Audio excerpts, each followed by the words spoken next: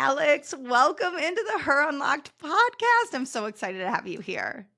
Oh my gosh, me too. I am so honored that you asked me to do this, and I can't wait to chat with one of my favorite people ever. I'm just excited that the listeners get kind of a behind the scenes of just like what we probably talk about on a weekly basis. Yes. Your heart and just how you've been. We were just chatting how you've been growing and evolving and learning and leaning into what feels uncomfortable at times. I know for a fact the woman listening in is going to take a lot away from your leaning into vulnerability, which can be hard, right? Like all of us. 1,000%, no matter what age you are. That's been the biggest lesson that I've learned, probably, is leaning into that. So yeah, which is not always easy. No. And we're about to amplify that a little bit through this podcast, and it's going to be fun. I can promise you all there's also going to be a sprinkle of fun because Alix is known for this. And if you're watching the YouTube, and if you're not, you may want to tune in. She's got the most fun earrings in. Sometimes it's a headband. There's always some kind of fun accessory going on, right? Oh yes. I didn't wash my hair today, Brittany, so I wore the fun earrings and put my hair in a pony. Exactly, right? We choose. So, and we're both rocking denim, not on purpose. Yes. But, yes. We spend we a did lot not of plan time that. together. Totally. Okay. I want to start with a hard-hitting question that I start these episodes with, but who is Alix? Tell me a little bit about your story. Tell her a little bit about your story to becoming who you are today. Sure. Well, facts are I'm a 47-year-old woman. I can't believe when I say that out loud that I'm 47. I am, a mom in the Boston area with 3 teenage boys. And if you are out there listening and you have 3 boys or 3 girls, there's a special place in heaven for you, for sure.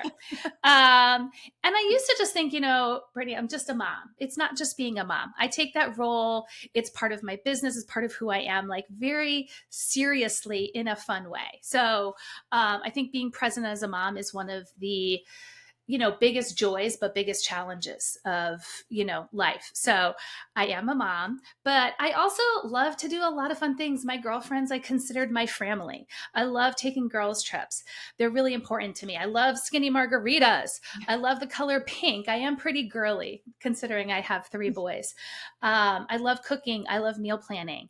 I love playing tennis. So I would say that from an emotional standpoint, I think I am someone that is, like you said, if ever growing, evolving, and I'm also open to change. I mean, my husband makes fun of me. He's like, did you buy another self-help book? I mean, I started buying self-help books for both of us. So he's like, okay, what is going on? So I am an information gatherer. I love information. I love to talk to people, even in parenting. And you know this because we've worked together. I like to ask a lot of opinions and get sort of, what works for them, and then ultimately, trust your gut of really listening what works for me. So I am someone who's always changing, always evolving, love people, and love to have fun too. Don't forget that. Yes. I feel like when I think of you, like you love variety. Like whenever we're chatting, like you're always doing something new, trying something new, traveling everywhere. Yep. Where was your recent travel? I want them to hear a little bit about that. I would travel every week, every month if I could. My mom thinks I'm crazy. I love it. And you know what? This happened last summer. My husband's company they have an office in London. And so my 3 kids were in camp, sleepaway camp for 3 weeks. So we decided to go to London. He was working. I wasn't. And in terms of evolving, I will have to say this was an important trip for me because I was thinking, I'm going to be by myself. My husband is working all day, and I was not someone a year ago that would go to a restaurant by yourself. I was not someone that would go to a museum, go on a tour. I was not that person. So that trip really opened me up to being comfortable, trying new things, and also realizing how much I love the arts, how much I love traveling, how much I love musical theater. So this summer we did go back to London. I went with my 2 older boys. So it was a different experience. And I did have to pivot the trip a little bit for teenagers, and sort of leaning into what they wanted to do. I had a list of museums and this and that. And I realized that after the first week quickly that it didn't work. And their schedule of timing and the way they wake up is very different than mine. So leaning into that, we were in London for 3 weeks. I was in Italy for a week. And then we also went to Mexico for a week. So I love traveling. And I think I didn't do it as a kid because it Mm, wasn't really a thing when I grew up. And I think the best thing that you can do is sort of explore even your own city if you mm. can't, go abroad. There are so many things to do. So I love trying new experiences. I do cooking classes with my kids. I mean, just some of the things that I love to do, and just trying new things, because you really never know what you're going to like or gravitate towards. So I love that. And when you think about that trip you were talking about, which was a year ago, right? And you were like, mm-hmm, the version of me mm-hmm, before wasn't comfortable going to do things on my own. What do you feel like shifted, or what got you to go and do things? If there's a woman listening in and is like, man, I can relate mm-hmm, to that. Like, there's something mm-hmm. about doing something on my own that feels really scary and uncomfortable. Like, what would you tell her, or what shifted for you?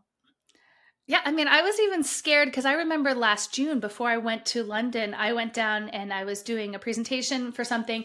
And I was like, I was in the hotel and my mom called me and she's like, just go out to dinner. And I'm like, go out to dinner by myself? Like, what? That was like sort of a nightmare for me. And I don't know what it was. I think what shifted was a confidence and a curiosity. Mm. Yes, I can stay in the apartment. I can do that. But and it was more of a self-conscious thing, I think, Brittany, of, oh gosh, what are people going to think if I'm by myself? I think Mm. that's really what I think it was. And really, no one cares what you're doing, right? Like, Yeah. Yeah. whatever you're doing, no one really cares. And when you just take that one step, my first step was actually going to dinner by myself, ordered a glass of wine, sat there, talked to the bartender, and just sort of opened up that experience. And then I started doing tours by myself. I talked to the tour guide, and I love doing that because you get the insider information. And no one cares why you're there. They think it's actually awesome. So I think it's more of that openness to be open to what life has to offer, right? And sometimes you have a certain view of the way the trip should go, or the way the dinner should go, or the way at 47 years old what your life should look like. And I think I believe things happen for a reason, good and bad. And we've all had challenges. We've all had really good things that have happened. But being open to let those things in and experiencing those things and lean into those things, it's not about just about the trip. It's about, you think about other things in your life and why they have that place. Yeah. So I really believe in that. And that was just, now I would go into Boston by myself to go to an exhibit or have tea, or, I think, and also for my kids to see that. I think Yeah. your kids were really influential on your kids, and seeing them, I mean, even starting a business, pivoting a business at 47 years old. I think the old me would have been like, what are you doing? But no, I think it's believing in yourself, being confident, and being open to what the world has to offer, because there's so much goodness. I love that. And I love like that point on curiosity. Curiosity in any aspect of our lives Mm-hmm. is such an undervalued skill, Mm-hmm. truthfully, like when I think about it, because a lot of times, like you were saying, like when something feels scary or out of our comfort zone, we don't even want to lean into curiosity because you're like, what am I going to find there? And then what is it going to require Mm-hmm. of me? And yet Yeah. on the other side, like you described, like how freeing. And like for you, what I know to be true is you've never met a stranger. Like when you're like, I talked to the bartender, I talked to the tour guide. I'm Yeah. like, yeah, Yep. like look what I mean, for who you are and what you love and what you talked about loving when you shared your story is like people, right? And Yep. gravitating, and something I'll do a side note for my human design people listening in. Alex is a rare reflector. So I'll just leave it at that. I'm not going to go into that, but it says a lot about curiosity and gravitating towards people and really leaning into everything that's around you in your environment. So the more you've been able to step into that, the more I've watched you blossom, which has been Yeah. beautiful. And you mentioned earlier, sometimes we're in seasons where challenges come up. And so I want to Mm-hmm. unpack, as you think about a defining challenge, maybe over the last year, you can go further back. Like, have you walked through something that has really changed who you are or who you thought you were going to be at 47? Sure. I'm like, oh, which challenge do I choose, Brittany? Yeah, you get to pick. You get Um, to pick because they all define us. I think right now two challenges come to the top of mind and really like bubble up when I think about this. I think the first thing is for those of you that are moms out there parenting teenagers. It is not for the weary. It really, really isn't. And I remember one of my close friends who's a couple years older than me said, little kids, little problems, bigger kids, bigger problems. Yeah. And like I said, I take my role as a mom very seriously, but it doesn't mean you don't make mistakes. And I am very open with my kids about that, especially my oldest. I say, I'm sorry I handled it that way. I'm still learning. I'm trying to be the best mom for you. So I think, when you get into bigger challenges with parenting because you want to make them like big people that will go into this world and be kind, right? Yeah. And you with social media and people, you get a lot of other different opinions about how other people parent. And, I remember as a kid being like, oh gosh, I wish Samantha's mom was my mom, and it's really, again, it goes back to that curiosity and the confidence of raising your kids how you want to and not worrying about all the outside pressures and how you handle situations. And it is true, like, teenagers don't always talk, but when you talk, you listen, right? I will literally drop everything if one of my kids is Yeah. like, can I talk to you? And I think the listening part, I'm a talker, I'm a people person, I love to talk. And I think my kids have grounded me in the sense of really, really listening. And it's helped me with my relationship with my husband, with my friends too. Because if you take that opportunity to really listen, they're going to tell you a lot. So I would say parenting teenagers, it's also very fun because you can do real stuff with them, like take trips and have these sort of real conversations with them. They're going to mold them in. And it doesn't mean that they're not going to make mistakes either. And I really embrace that. And to let them make mistakes, that's hard too. To let them be sad, that's one of the hardest things for me. You just want to fix everything, right? Yep. And so I could do a whole episode on teenagers, but I think parenting teenagers has been challenging and it's taught me a lot of things. I think the second thing is I was diagnosed, and I'm not super open about this. I was diagnosed with a learning challenge with ADHD about a year ago. And I have never outwardly said that. So it feels really good, Brittany. And I know you have helped me work through this. And, I used to think it was like perimenopause because listen, if you're over 40, you are in perimenopause. But it started, some of my habits just started affecting, my home life. And, my husband honestly was like, our bedroom is getting a little out of control in the past year. And it hit me. And I've done a lot of research on it and I was reading a lot of things and I basically self-diagnosed myself, but then I went to a psychologist therapist also. And when I found out, it was, I want to say I felt a little sorry for myself, Yeah. I felt like was something wrong with me. And what you can do is grieve the past too. I have a lot of my friends that have reached out to me recently and they have been diagnosed with ADHD in their late 40s. And, I have friends that handle it in little different ways. And again, I view this as a journey. And I could look at my whole life, Brittany, and think, well, I was trying really hard in school. I'm always like, the joke is like you're saying, I'm always doing something new. And why can't I just stick to one thing? And, I had to go through a little bit of grieving. But at the end of the day, and you helped me realize this, there was one day where I just realized, you know what? There are so many gifts that I can do from having this, right? So many. And it makes me emotional because I know you so well and I know it's been a journey. It's been a journey and it's frustrating. And I won't say if you are someone that maybe thinks you have ADHD or maybe thinks you have a different learning challenge, it's frustrating, right? You're thinking, why is my brain working this way? Yeah. But you've got to learn to work with what you have and work with your strengths. And, a lot of people are like, you're so organized. I know why I am so organized because I've overcompensated my whole life, right? I've built a business basically on my challenge that I didn't even realize. So I think the challenge of maybe you're learning something new about yourself, or you're thinking about your past, or, whatever it is about your stuff. Maybe you're stuck on some habit, right? There's a reason for that. There's a reason for that. And what is that reason? And use it to help others, use it to help yourself, right? Dig into that. No one, having ADHD, like, it doesn't mean you're a bad person, obviously. No. Everyone has something also, because the more and more I am more vocal about this, someone's like, wait, me too. And I didn't want to talk about it because I was embarrassed, Yep. or I didn't know how to deal with it. And again, I'm an information seeker.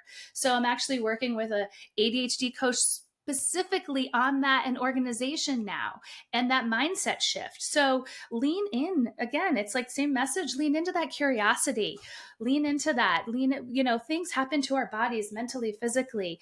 And I think lean into that. So I would say teenagers and learning. I was diagnosed with ADHD later in my life. Yeah. Well, one, thank you for trusting me, the listeners, with sharing that, right? Like you said, it's been a journey, and for you to take the mic and decide you want to amplify that Yep. is not small. And I want to Yep. honor that. Yeah. And there's so much for you to be so dang proud of, because I've Yep. watched you, through the last, I think, 8 months we've been together, and even before then we knew each other, and just like the curiosity has been the skill you've leaned into time and time again. I know we mentioned that when you're talking about travel, and same thing like you were saying here. It's like the more you've leaned into curiosity, and then also the more you've leaned into being vulnerable Mm-hmm. about what you're walking through, the more you've held space for other people to say me too, Mm-hmm. whether it's a parenting thing or the ADHD thing or something else, because Yeah. you've been vulnerable. Mm-hmm. It's met with vulnerability as well. And it's just so beautiful. It's so beautiful. Yeah, and vulnerability is, as you know, is something that's really hard for me. I grew up, thinking, oh, well, this is the way, what I have to do. I went to a Yeah. good college. I have to have this job. You get married, you have kids.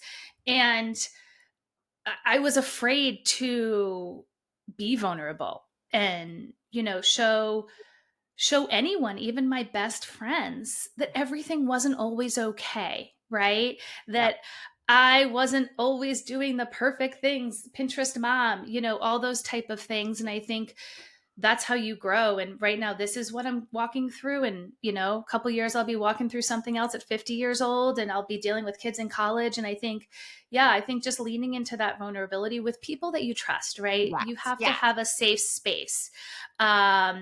And doing that will only be advantageous. It's funny, Brittany, I've had an Instagram account, public one, for 3 years, and I'll look back at some of my earlier posts, and I Sure. would work so hard on like the way the meal looked and the perfect. And so I just like to scroll sometimes to remember where you've been. And I think that's important about curiosity. Is I was actually just texting my husband, like, I wouldn't have been here in my business or my life as a woman and a mom if I didn't have the past 3 years, right? And some people that may seem like a snail's pace, but it's not. It's not. Every single situation that you have and that curiosity that blossoms makes you who you are, right? So don't ever stop growing, stop learning. Like, there is so much to learn, even about yourself, and you don't have to go and publicly speak about it. Maybe you just, with my ADHD, I kept it really quiet for probably a few months, Yeah. and I did research. And you don't have to share everything with everyone. Maybe you're not ready, but when you Yeah. are, there's going to be people out there that will support you for sure.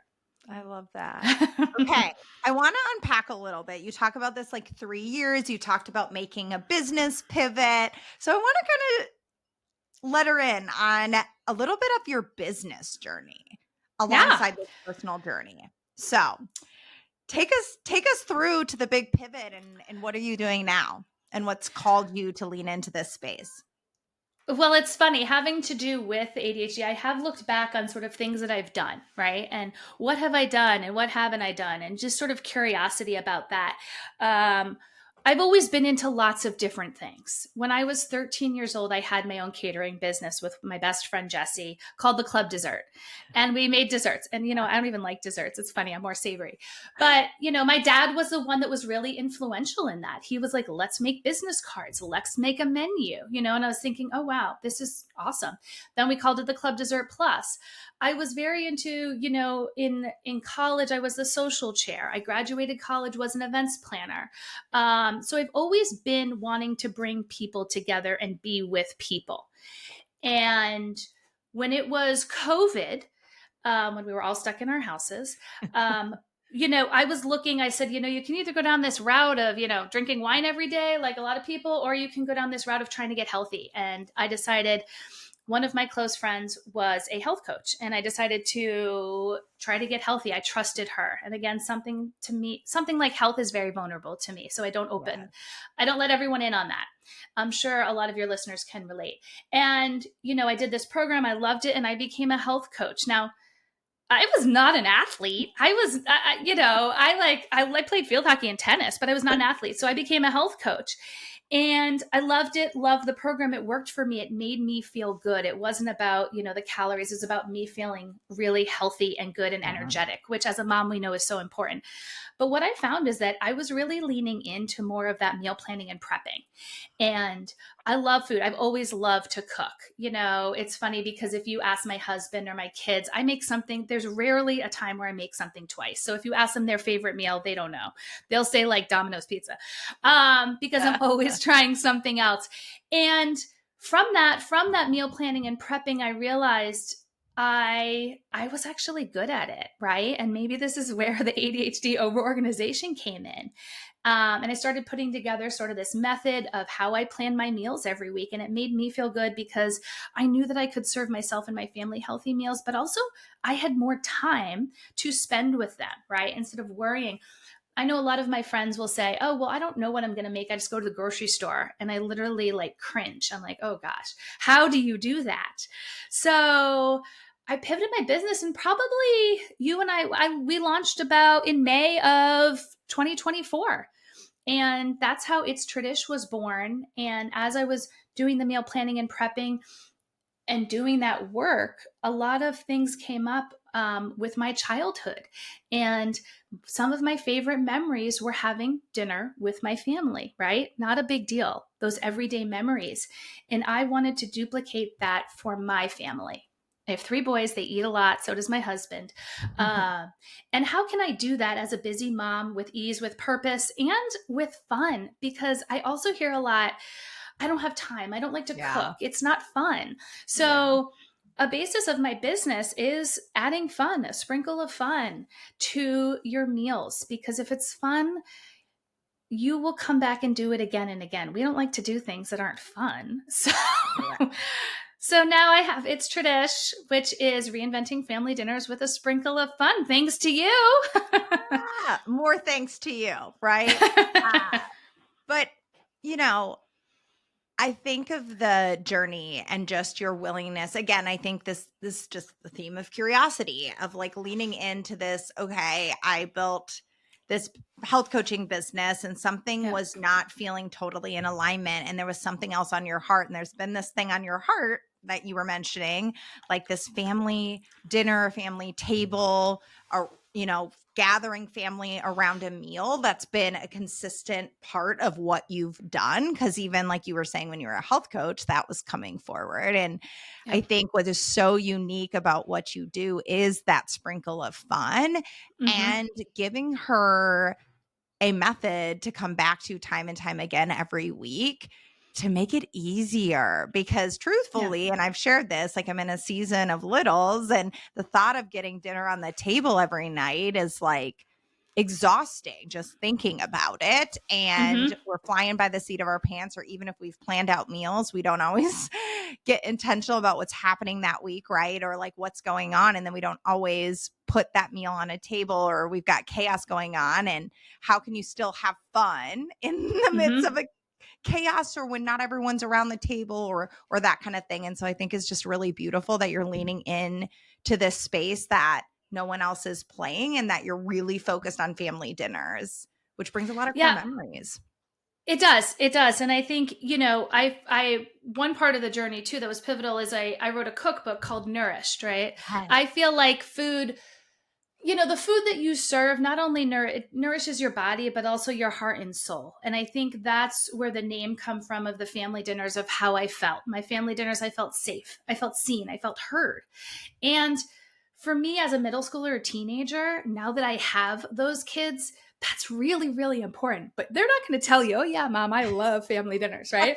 Maybe your littles will. Maybe your littles will. But I know, we play a game called Rose and Thorn, which is like your high and low of the day, and they participate. Right. And I see the impact of the dinner more and more as my kids get older, because like I said, they don't want to sit down and chit chat like, a 10-year-old does.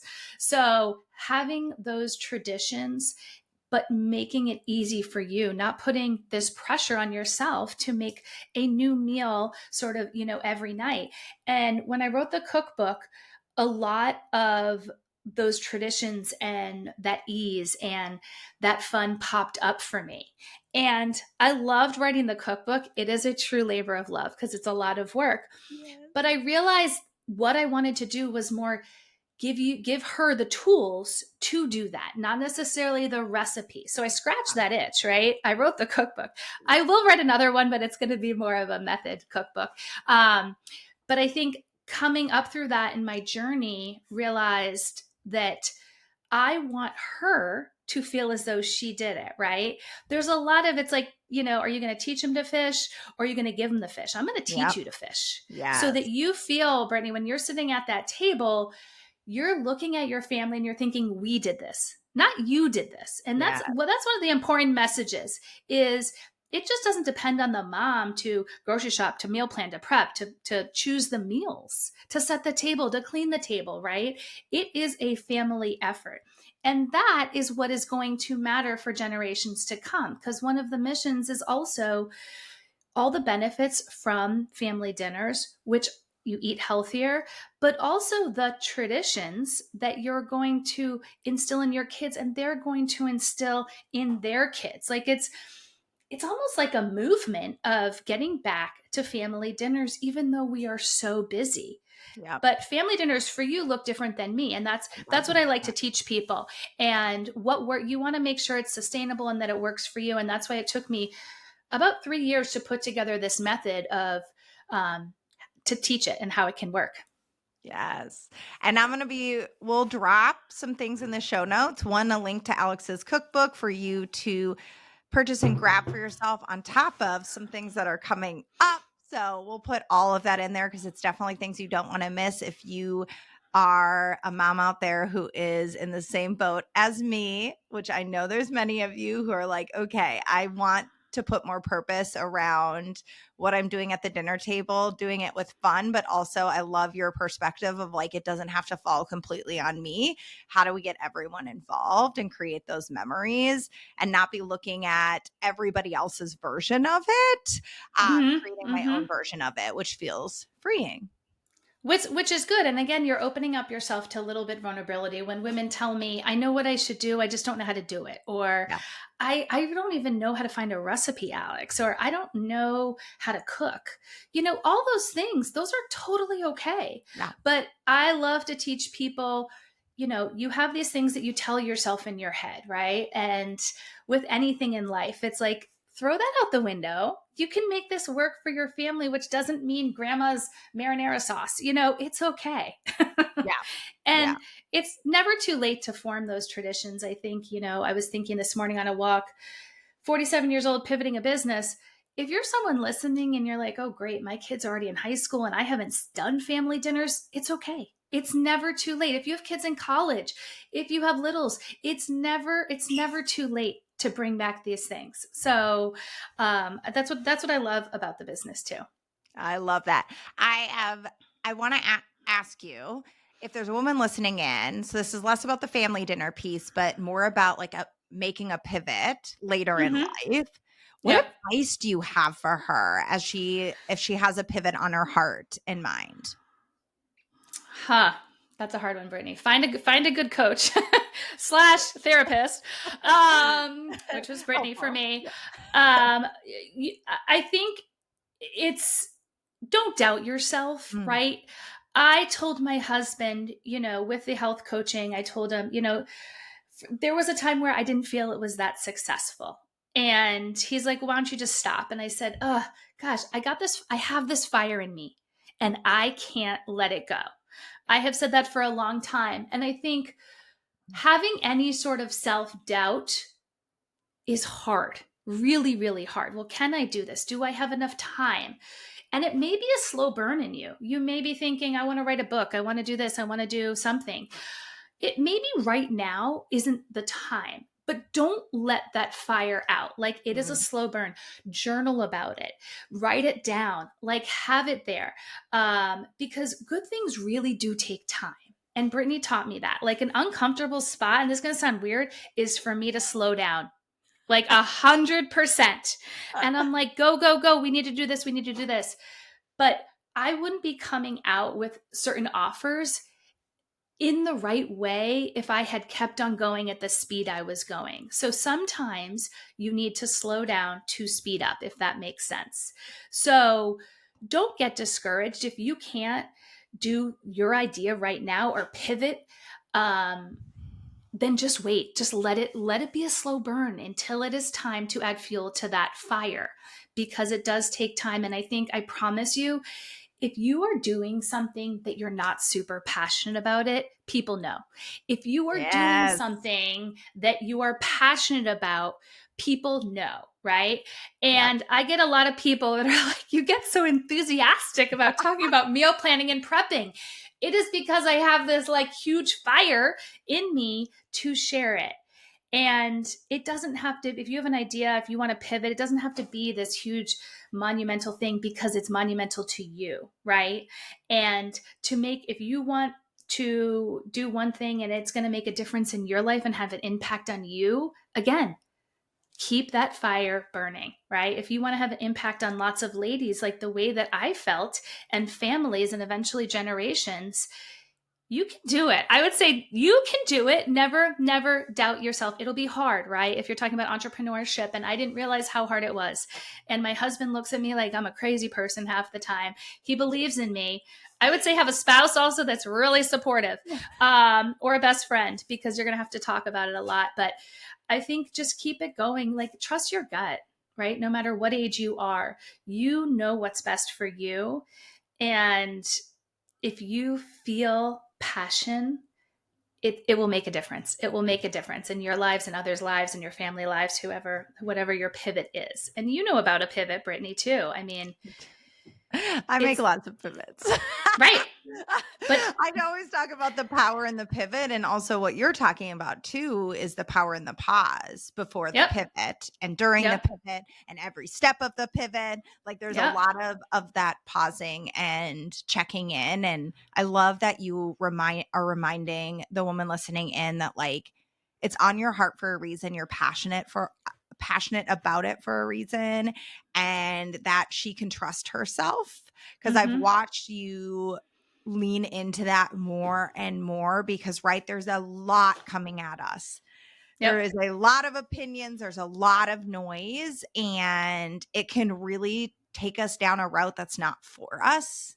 Mm-hmm. And I've watched you work really hard to figure out what opinions are guiding you to something that feels aligned, and what opinions are not guiding you to what feels aligned, what doesn't feel aligned.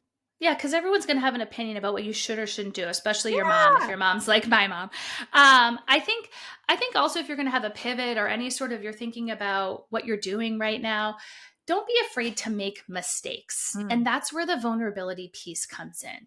A lot of my friends say, how do you get on social media and, talk and this and that? Again, it goes back to the passion.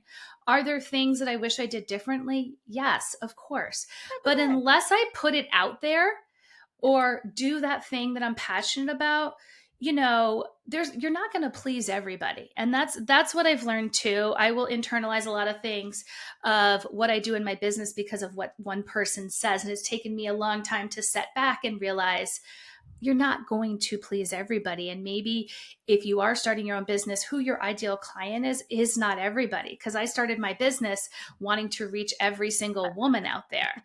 Well, that's not possible. That's amazing if you can do that, but that's not possible. So taking those risks, making those mistakes, allowing yourself to fall a little and feel a little down, and then get up. It's how you get, it's the get up, right? Yes. We went to one talk once. It was like, it's not the fall that matters, it's your get up. And every get Yeah. up looks different, but take risks and challenge yourself, because the benefit is going to be so, so worth it. Oh, for sure. Okay, the one other thing that I know you are also super passionate about is pouring into yourself and encouraging other women and moms to pour into themselves. So I want to know, how are you pouring into yourself, your well-being, your health right now? Mm-hmm. And then if I'll ask you another question after you answer that. Okay. One question at a time. That is a journey as well, Brittany. And I think I started taking care of myself when I was doing the health coaching and knowing how to do it, right? Because busy women, busy men, we don't have a lot of time, right? So the things that matter, you really want to do, and leaning into that. And as a mom, I used to feel guilty about it. Oh, I need to be with my kids 24/7. And it goes back to, your kids are seeing you, whether you have littles, whether you have older kids, they are seeing you. And it goes back to, I've always taken girls trips, right? Everyone asks me, how do you do that? How do you do that? I have done it since they were born, and I prioritize that, right? A lot of my mental health, my well-being are girls trips, right? That is important to me. So I am very intentional about that. I think prioritizing one thing a day that makes you feel good. And I listen to a lot of podcasts about all these morning routines that, honestly, I'm like, who has time for that? I don't. But finding what works for you. And I used to want to journal or meditate in the morning. Well, that actually doesn't work for me. I'm a big card writer. So I tend to write cards to people in the morning. And believe it or not, I do have a lot of cards to write. And so I think finding what works for you, movement for me, especially with the ADHD piece, is really important. And I know I've learned over time, right? If we don't do it in the morning, I won't do it. I'm not a night worker out or anything. So I learned this summer, actually, when I was away in London, how much I love walking. Like, not for as much my physical health as my mental health. Yeah. And I mean, I literally want to be that little old lady walking in the mall. Like, I want to do that. I want to be able to, cart around my grandkids. So walking is something that I really, really prioritize. And I used to listen to, self-help podcasts, or, maybe you're listening to this podcast.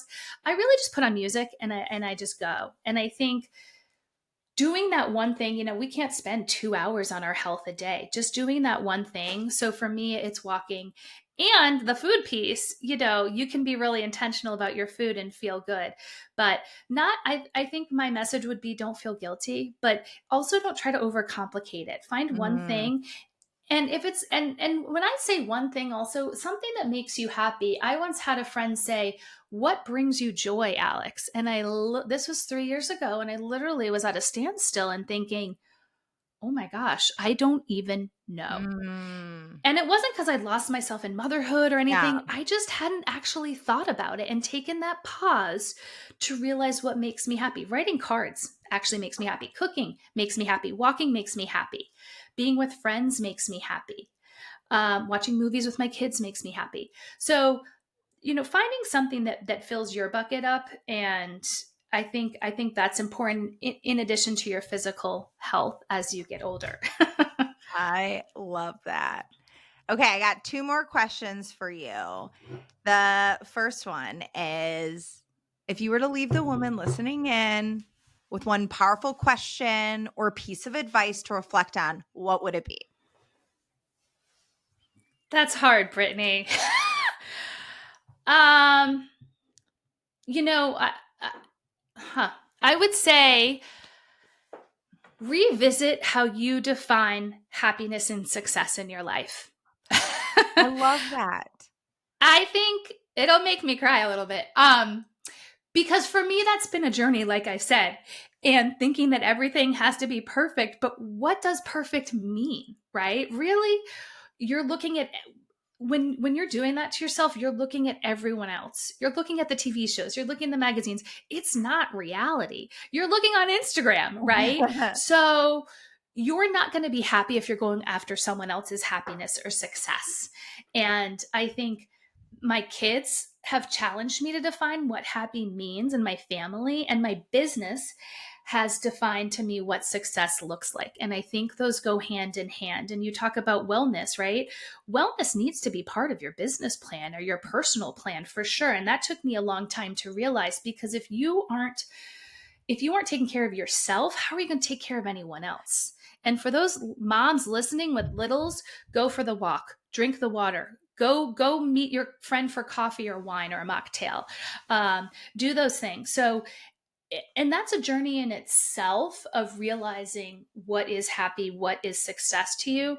But that's going to change, right? That's going to change week to Mm-hmm. week, month to month, season to season, right? Depending on where you are. And really, really paying attention and listening when your body's talking, when your mind's talking, right? Just don't shush it, right? I don't have time for this. I don't have time. You do have time, because it's the most important time you're going to spend. And that's for the rest of your life. So I think reevaluate how you're defining success, how you're defining happiness. I recently had a situation where it was about a parenting moment, and i I reevaluated. I took a step back after talking to some friends and reevaluated for my own self, how do I want to show up as a parent? How do I want to show up as a Mm. woman right now? How do I want to show up as a wife? How do we want to show up as a family? And that was literally a couple weeks ago where I redefined it for myself. So I think, again, taking in those opportunities and figuring out what makes you happy, and don't be afraid to do that. Maybe girl, you need a night out by yourself painting, I don't know, Yeah. or going to play pickleball. There's so many fun activities. So defining what success and what happiness look like for you, and being allowed to change that again and again and again. Talk about the pivot. Talk about the Yeah. pivot, right? Yeah. And what a powerful question. And it can feel overwhelming, right? To be like, Yeah. okay, what is that? And to your point, it's time to get quiet with yourself. It's time to define that in the Mm-hmm. season you're in, which is so interesting, right? Because a lot of what you're talking about is also some things that you talk about when you talk about the stuff around your method Mm-hmm.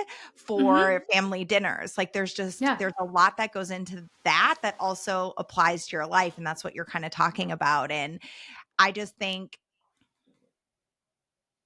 honoring that pause that Alix is talking about, being Mm-hmm. willing, like some of the themes that came up in our conversation today is like leaning into the curiosity around it, getting vulnerable with yourself and others, being willing to pivot, to change, to lean in, to pause, to get uncomfy, right? Yep. Time and Yeah. time again, because that's where growth happens. I feel like Yeah. you've demonstrated that so beautifully for the woman listening in through your own story and through what Yeah. you're doing in your life and in your business.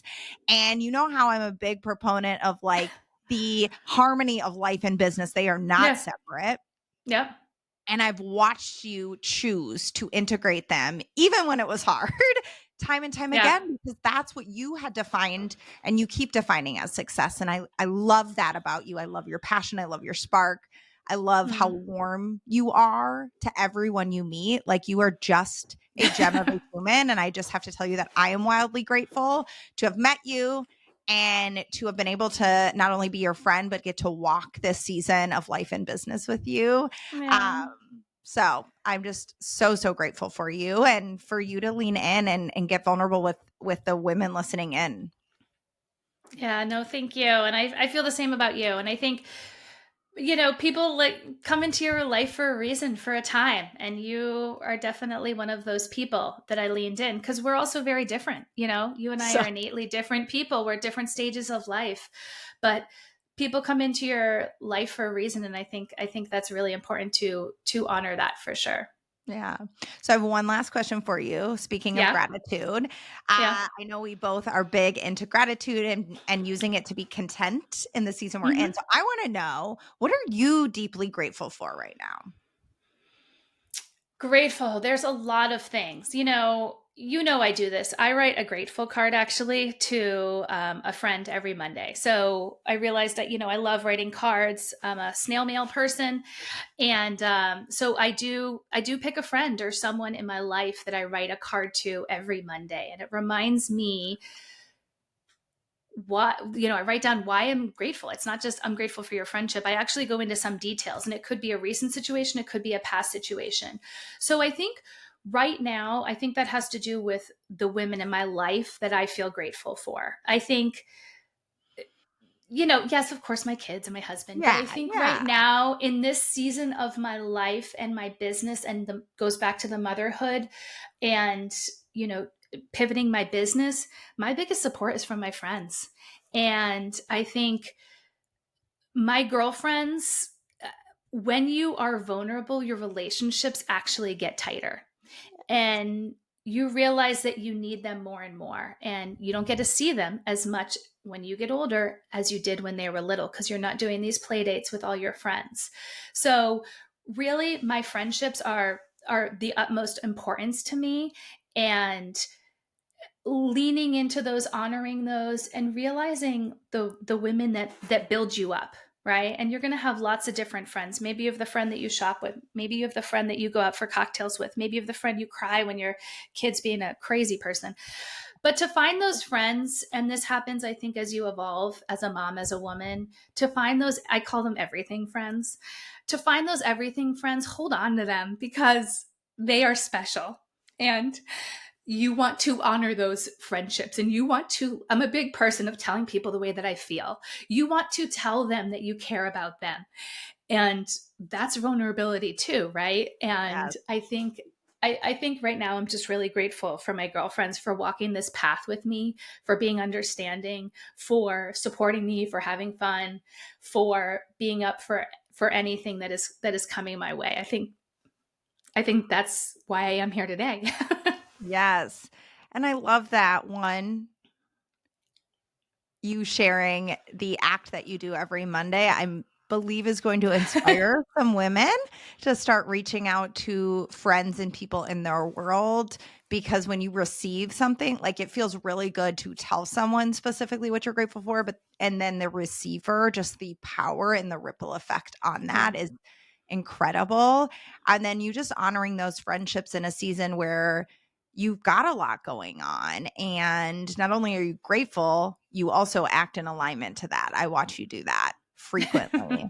And so I love that that's where you went, and you gave the woman listening in something else to leave with as well, when it comes to how we can continue to show that to others more consistently, because it's easy not to do, or Yeah. to not pause, like we were talking about. And so Yeah. what a beautiful way to close out this episode. Again, Mm, so honored.